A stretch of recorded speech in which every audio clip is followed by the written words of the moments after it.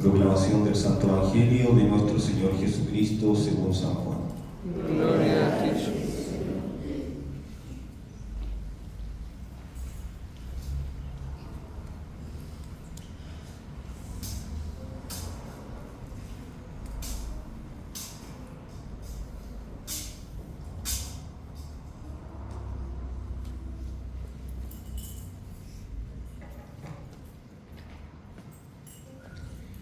Se acercaba la Pascua de los judíos y Jesús subió a Jerusalén. Encontró en el templo a los vendedores de bueyes, ovejas y palomas y a los cambistas sentados, y haciendo un azote de cordeles, los echó a todos del templo, ovejas y bueyes, y a los cambistas les esparció las monedas y les volcó las mesas. Y a los que vendían palomas les dijo: quitad esto de aquí, no convirtáis en mercado la casa de mi Padre. Sus discípulos se acordaron de lo que está escrito: el celo de tu casa me devora. Entonces intervinieron los judíos y le preguntaron: ¿qué signos nos muestras para obrar así? Jesús contestó: destruid este templo y en 3 días lo levantaré. Los judíos replicaron: 46 años ha costado construir este templo, ¿y tú lo vas a levantar en 3 días? Pero él hablaba del templo de su cuerpo, y cuando resucitó de entre los muertos, los discípulos se acordaron de lo que había dicho, y creyeron a la Escritura y a la palabra que había dicho Jesús. Palabra del Señor. Gloria a ti, Señor Jesús. Espero confiado en el Señor, cierto estoy de su palabra.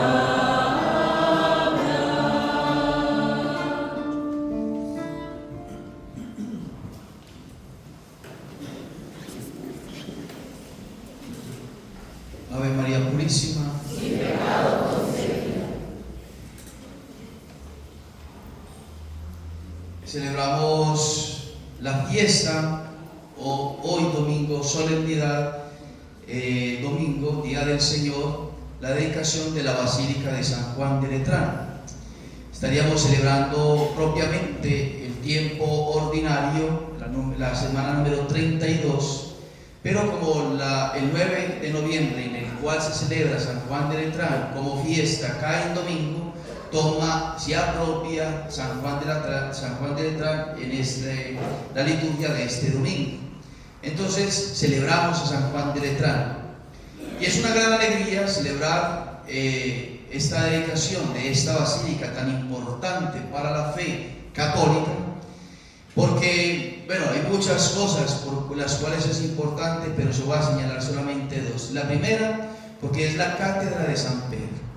Es decir, esta iglesia es propiamente así como San Bernardo tiene una catedral, y en la catedral está la cátedra, por eso se llama catedral, porque está la cátedra del obispo ahí en esa iglesia.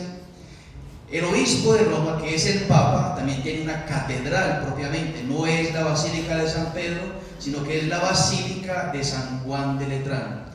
Y entonces ahí está la catedral del Papa, y ahí por eso tiene esa importancia. Pero aparte de eso, tiene un valor histórico, que es la primera basílica de la iglesia, el primer templo físico, material de la iglesia.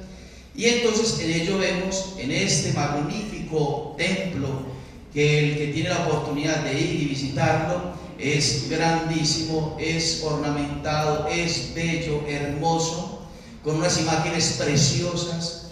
En fin, simboliza o nos representa al único templo que existe, instituido por Cristo, que es la Iglesia Católica.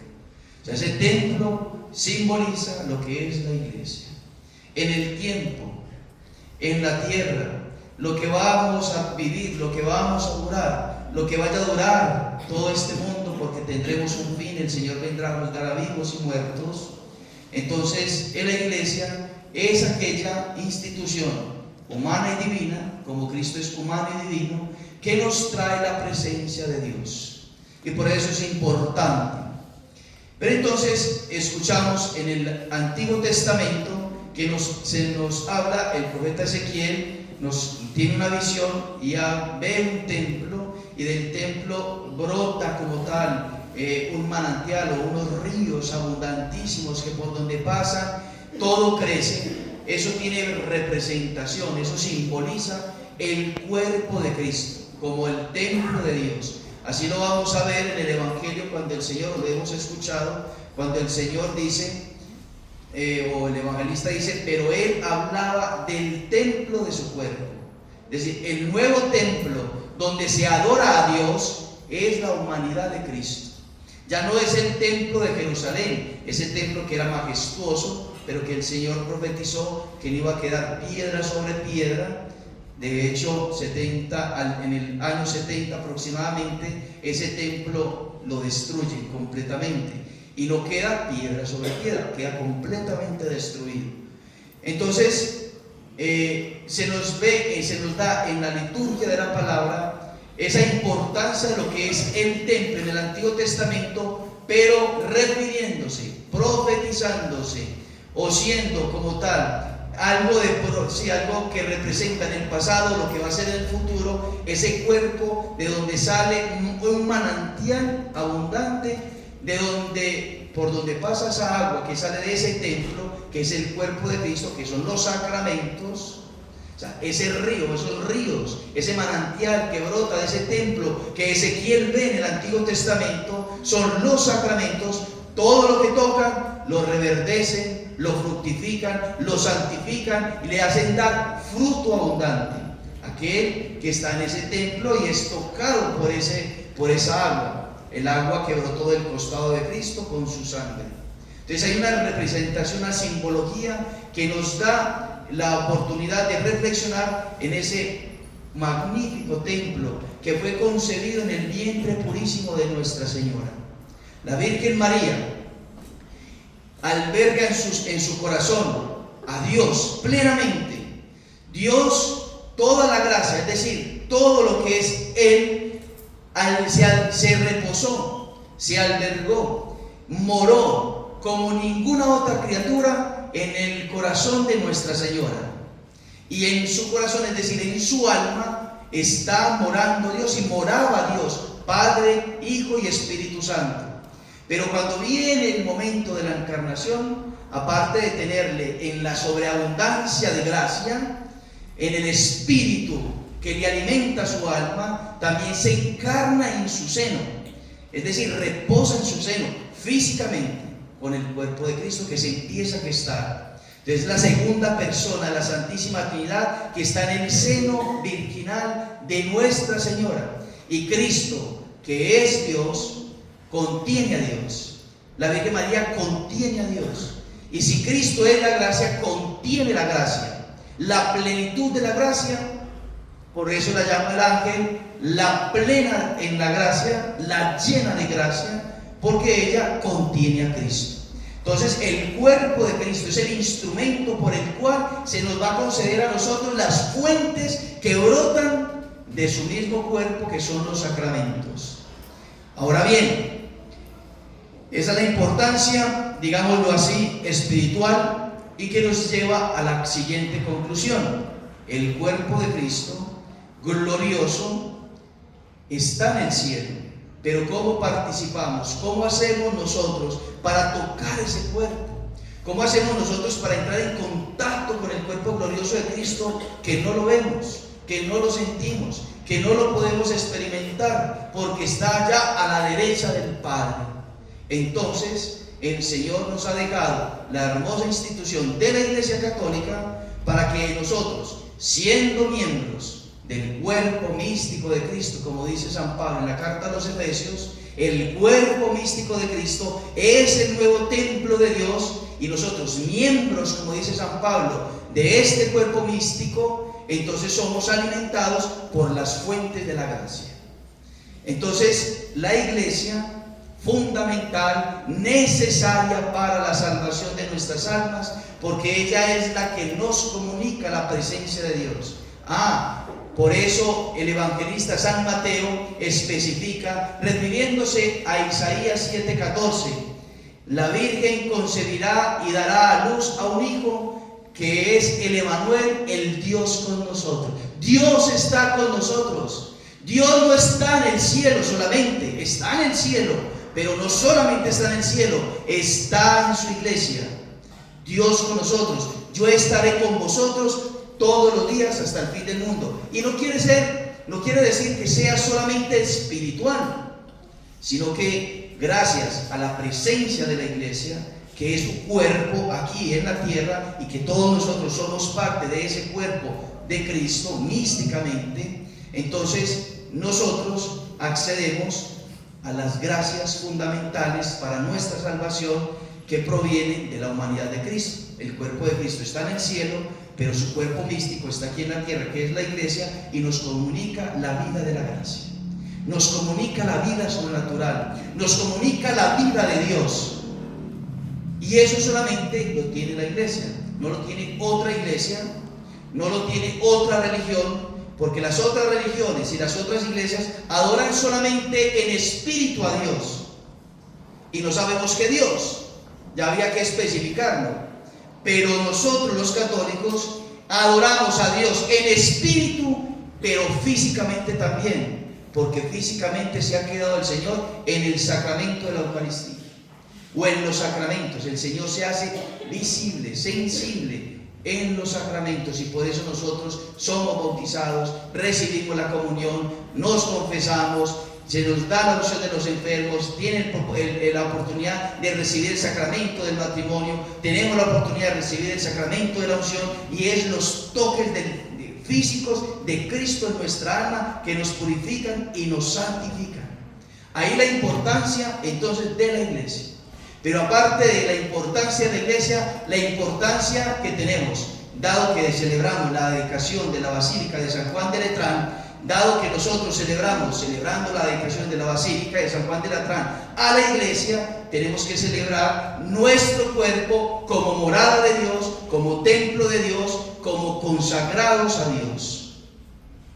A usted y a mí se nos consagró en el bautismo, y este cuerpo fue consagrado para Dios, este cuerpo fue entregado a Dios. Digámoslo de una manera, este cuerpo fue sacrificado para Dios, y solamente para Dios. ¿Y por qué fue sacrificado? Claro, porque fue entregado solamente para Él. Solamente para Él. Fue consagrado en el momento en que se le bautiza, y por eso la consagración o el sacrificio manifiestan una muerte, y por eso el bautismo antiguamente, y ahora lo representamos con 3 sumersiones que se le hacen a la guagua en el bautismo, donde se le deposita el agua. Pero antiguamente se sumergía en una piscina 1 vez, 2 veces, 3 veces, y eso fue cambiando la historia por muchas razones, pero una fundamental es: hombre, no vamos a tener una piscina aquí dentro de la iglesia para hacer el bautismo. Entonces eso fue cambiando históricamente, pero representa la muerte de Cristo y la sepultura de Cristo. A Cristo se le sepultó, y entonces el bautizado también es sumergido en la muerte de Cristo para resucitar con Cristo al tercer día. Significa eso. Entonces somos templos de Dios, somos consagrados a Dios, somos entregados solamente para Dios. Ahora bien, la responsabilidad delante de Dios que tienen los papás y los padrinos es que nosotros vivamos esa consagración, es que nosotros verdaderamente seamos templos de Dios, y que seamos solamente de Dios. Este templo que nosotros vemos aquí, que se ha hermoseado, ornamentado, etc. Si traemos aquí una banda de reggaetón y empieza aquí a cantar música de reggaetón, ¿es adecuado? ¿Es adecuado? No, por supuesto. ¿Es adecuado poner aquí un cine y empezar a ver películas en este templo? No es posible.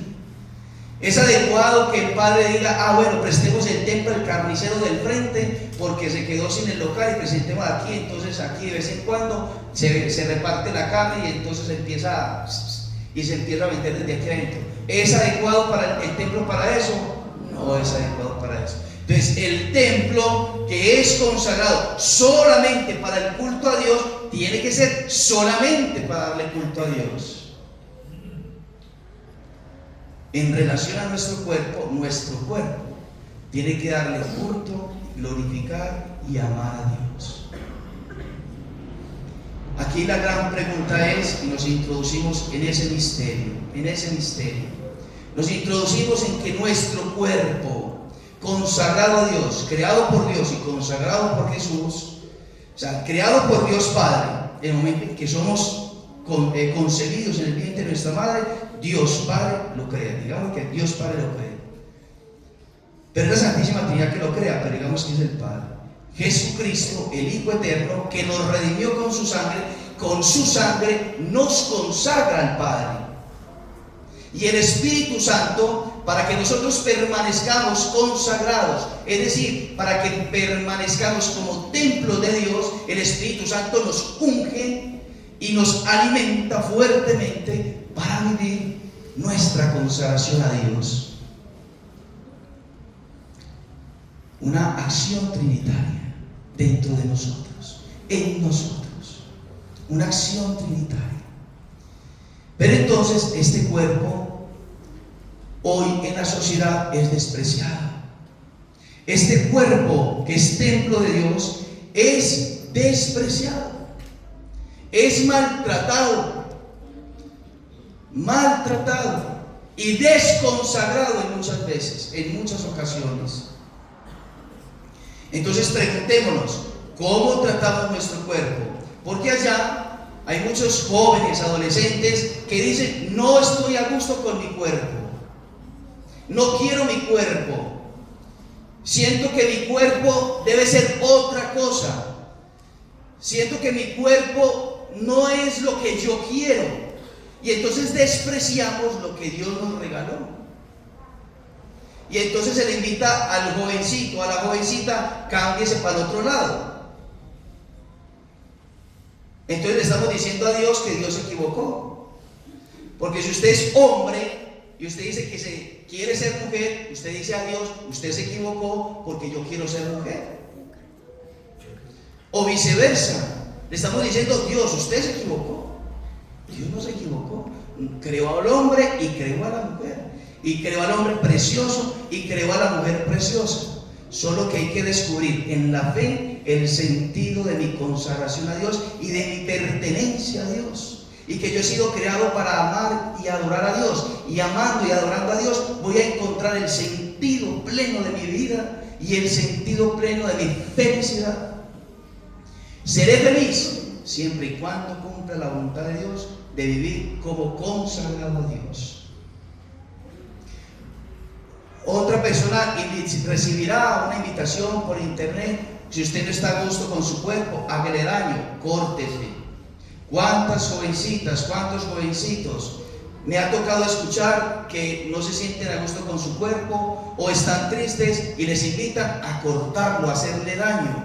Y entonces, haciendo esto, despreciamos el cuerpo. ¿Cuántos tatuajes, cuántos piercing que se le pone al cuerpo? Cosas que Dios no ha querido, porque el cuerpo es perfecto. Dios pintó nuestro cuerpo, Dios lo creó, Dios lo formó, Dios lo con sus manos, como va a decir los profetas en el Antiguo Testamento, Dios lo hizo. Nuestro cuerpo es hermoso porque es hermoso para Dios, y hay que respetarlo, y hay que darle esa dignidad que tiene, y no hay que comer en excesos ni dejar de comer. Hay que tener un justo equilibrio. No hay que introducirle sustancias que le afectan, que le enferman, las drogas, el alcohol exageradamente, etc. Hay que cuidar el cuerpo, porque el cuerpo es la manifestación de Dios en nosotros. Nosotros amamos a través de él. Entonces hay que vivir en este cuerpo como consagrados, como consagrados. Y este cuerpo hay que vestirlo bien. Hay que vestirlo bien. Este cuerpo es sagrado. Y entonces este cuerpo hay que ocultarlo. Y por eso nos vestimos. Si no tuviéramos el pecado original, listo. Pero como tenemos el pecado original, hay que ocultarlo y mantenerlo oculto, porque es sagrado. Y solamente lo puede ver el esposo o la esposa cuando se casa. En el sacramento del matrimonio, ahí tendrá la oportunidad, porque ya son una sola carne, de participar en el amor divino con sus cuerpos, y entonces pueden hacer uso del cuerpo de su esposo o de su esposa. Pero de resto, todos cuidamos nuestro cuerpo, vistiéndolo bien, amándolo y respetándolo y haciéndolo respetar. De ahí que uno se pregunte, ¿cómo me visto por la calle? Las jovencitas, las niñas, las mujeres, ¿cómo se visten en la calle? Dignas de un cuerpo consagrado a Dios. Dignas de un cuerpo consagrado a Dios. O sea, usted refleja a Dios en su corporeidad. Reflejamos a Dios en nuestra corporeidad. Y no solo a la mujer, el hombre, que ha perdido también el pudor, sale sin camisa por la calle y como si nada. Ese cuerpo tiene, hay una virtud que se llama el pudor. Debemos de volver a rescatar el pudor. Padre, es que hace calor, aguántese, ofrezca.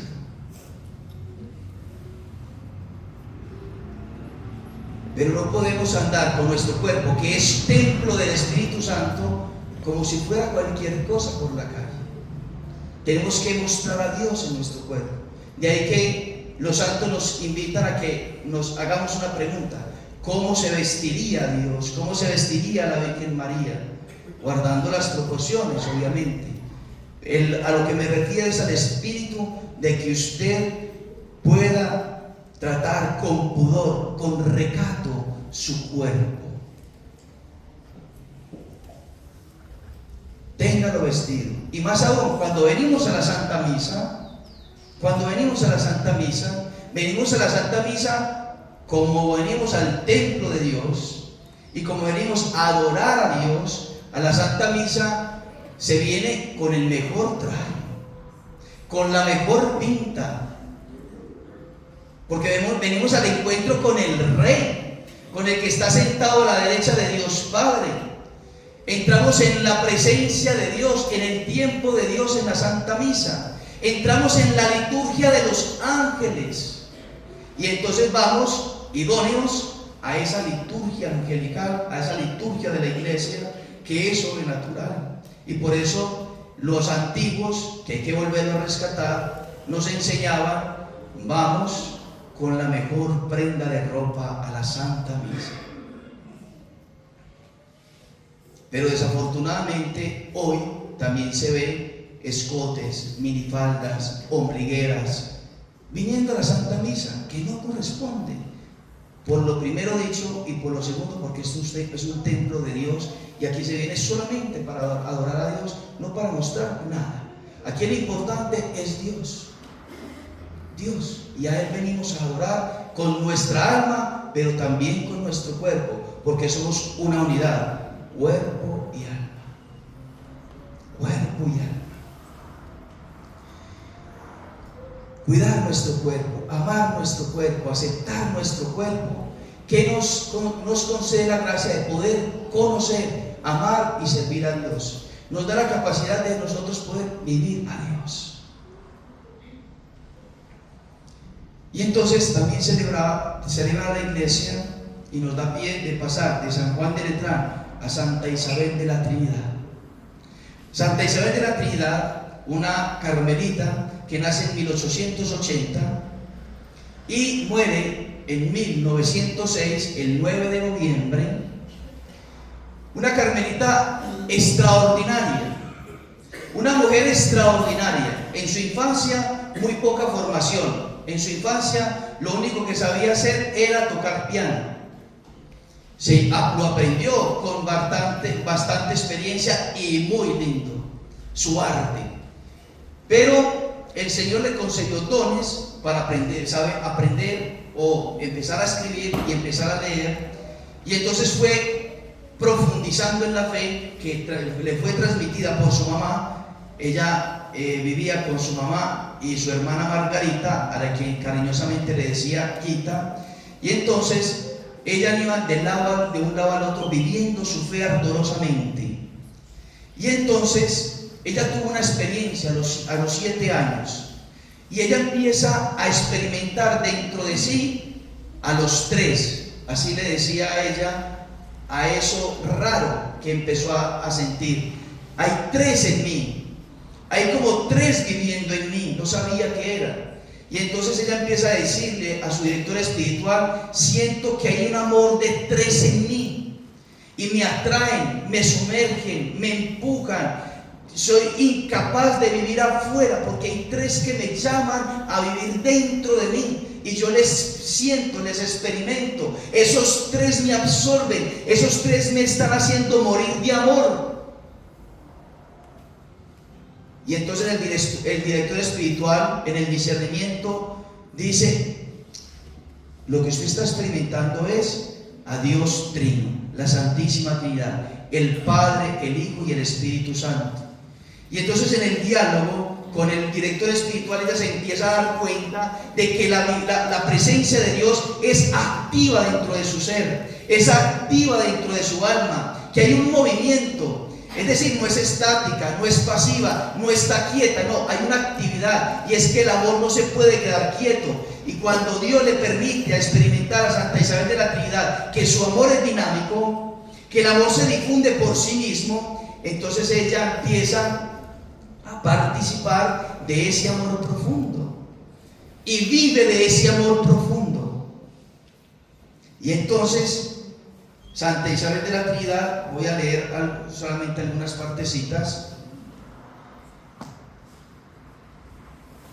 para que nosotros valoremos esto de ser templos de Dios. Mire la oración de Santa Isabel: oh Dios mío, Trinidad a quien adoro, ayudadme a olvidarme plenamente para establecerme en ti, inmóvil y apacible, como si mi alma estuviese ya en la eternidad.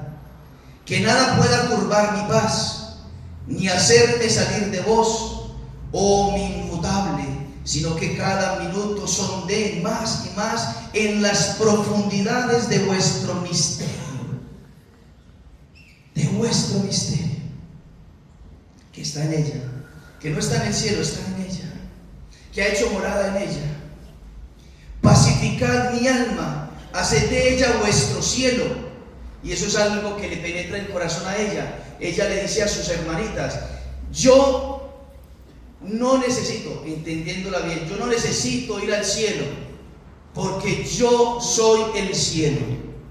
Si el cielo es cielo porque Dios está ahí, yo tengo en mi alma el cielo, y por ende ya tengo el cielo, ya lo poseo. Ya explico eso un poquito más. Sino que esté ahí enteramente, despierta absolutamente en mi fe, en total adoración, completamente entregada a vuestra acción creadora. Oh mi Cristo amado, crucificado por amor, quisiera ser una esposa para vuestro corazón, quisiera cubriros de gloria, quisiera amaros hasta morir de amor. Pero siento mi impotencia y os pido que me revistáis vos mismo, que identifiquéis mi alma con todos tus movimientos, con todos los movimientos de vuestra alma, que me inundéis, que me invadáis, que me sustituyáis, a fin de que mi vida no sea más que una irradiación de vuestra vida. O sea, ser tanto de Jesús que sea una irradiación en este mundo de Cristo. Venid a mí como adorador, como reparador y como salvador. Oh Verbo eterno, palabra de mi Dios, quiero pasar mi vida escuchándoos. Me salto un poquito a lo que le dice al Padre, perdón, al Espíritu: Oh fuego consumidor, espíritu de amor, venid sobre mí para que se haga en mi alma como una encarnación del Verbo. Que yo le sea una humanidad complementaria en la que Él renueve todo su misterio. O sea, una humanidad complementaria, una extensión de la humanidad de Cristo para este mundo. O sea, ser tan llena de Él que ella irradie y ella sea un complemento para tocar las almas y llevar las almas a Dios. Y al Padre le dice: y vos, oh Padre, inclinaos hacia vuestra pobre criatura, cubridla con vuestra sombra, no veáis en ella más que al amado en el que habéis puesto todas vuestras complacencias, Jesucristo. O sea, ella se sentía mirada, y entonces le dice al Padre: no me mires a mí, mira a tu Hijo que está dentro de mí misma, y complácete en tu Hijo. Y después, entonces, para que nosotros lo podamos aplicar, ese misterio, ella en todas sus cartas, porque escribió muchísimas cartas a muchísimas personas, a muchísimos amigos, religiosas, sacerdotes, laicos, etcétera, a su mamá, a su hermana. Le escribe una carta a su hermana diciéndole, porque había recibido la noticia de que había nacido una sobrina de ella. Es decir, su hermana Margarita tuvo una niña, la bautizó, y entonces Isabel se enteró. Y entonces Isabel le manda una carta diciéndole: me duele no poder estar allá. Si estuviera allá y no tendría tiempo de ir al sagrario, me postraría delante de la niña, delante de mi sobrina, y adoraría a Dios Padre, Hijo y Espíritu Santo en su alma.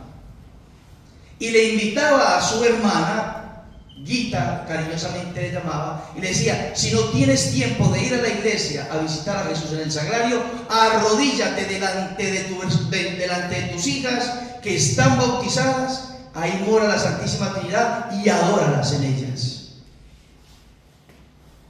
Adóralas. Y ese es el misterio, esa es la fuerza de Santa Isabel de la Trinidad.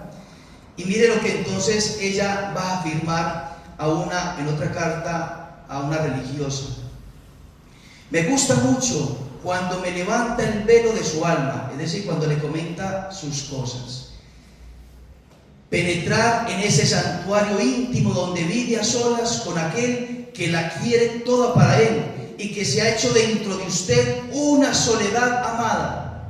Dios se ha hecho dentro de nosotros soledad amada. Allí mi pequeña Germana, así se llama la hermana, hágale descansar en usted, descansando usted en Él. O sea, haga descansar a Dios Trino en su alma, descansando usted en Él. Escuche todo lo que se canta en su alma, en su corazón. Es el amor, es ese amor infinito que nos envuelve y quiere asociarnos desde aquí abajo a todas sus bienaventuranzas. Es toda la Trinidad que reposa en nosotras, todo ese misterio que será nuestra visión en el cielo. Entonces, ella cree firmemente que vive el cielo aquí en la tierra y que lo único que le falta es, porque ya posee a Dios, lo único que le falta es ver a Dios, o sea, tener la visión beatífica. ¿Qué es eso? Pongo el ejemplo. ¿Qué es que Dios nos habite? ¿Qué es que Dios esté dentro de nosotros? Eso se llama la inhabitación trinitaria, es decir, que Dios Trino habita en nosotros. Y eso lo ejemplarizamos con que usted está en una habitación oscura y usted está con una persona. Usted no ve la persona, pero usted habla con ella.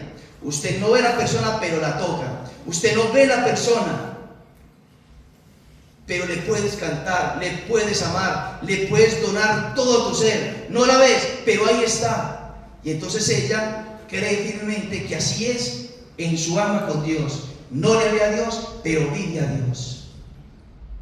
Y después entonces le va a decir, me adelanto a Germana: démonos todo el tiempo de la manera que Él quiera. O sea, démonos todo el tiempo de la manera que Él quiera. Usted dedicándose a hacer el goce de sus queridos padres Y después, cuando llegue la noche, tras un diálogo de amor que no ha cesado en nuestro corazón, es decir, usted vive en relación a esa Trinidad que le habita. Usted cocina para Él, usted se levanta para Él, usted se baña para Él, usted se organiza para Él, usted se viste para Él.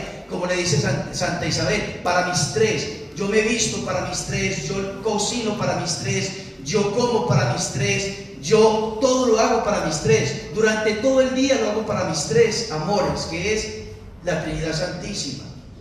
Y entonces dice, quizá veremos falta, me salto. Y después, cuando llegue la noche, tras un diálogo de amor que no ha cesado en nuestro corazón, durmámonos también en el amor. O sea, miren, hasta en el sueño, dormirnos en el amor de la Trinidad Santísima. Quizá veremos faltas, infidelidades, abandonémoslas al amor. Es un fuego que consume. Hagamos así nuestro purgatorio en su amor. No le digo nada de parte de nuestra reverenda madre. Ella es muy buena, quiere hacerlo ella misma y será mucho mejor. Entonces, es un misterio de amor. O sea, estamos habitados, si estamos en gracia de Dios, si estamos confesados, si estamos comulgando frecuentemente, tenemos una actividad, un movimiento en nuestro corazón, en nuestra alma, la Santísima Trinidad, que nos comparte de su amor. Y entonces, viviendo de esta manera, nosotros vamos a crecer en unión con Dios, en santidad con Dios, en plenitud con Dios. Y esa dinámica, ese fuego de amor divino, entonces nos va transformando en lo que es Él, fuego abrasador, en el amor. Queridos hermanos, el misterio de nuestra fe es único. Adoramos a Dios no solamente en el cielo, no solamente en los sacramentos, en la Eucaristía, sino adoramos a Dios dentro de nuestra alma, cuando estamos agraciados y vivimos de la gracia.